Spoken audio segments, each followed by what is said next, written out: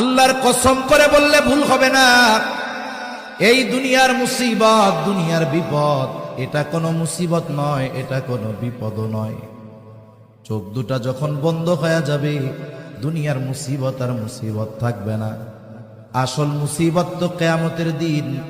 ওই মুসিবতের দিন দুনিয়ার কেউ আমার আপনার পাশে থাকবে না। কি হবে ওই দিনের অবস্থা?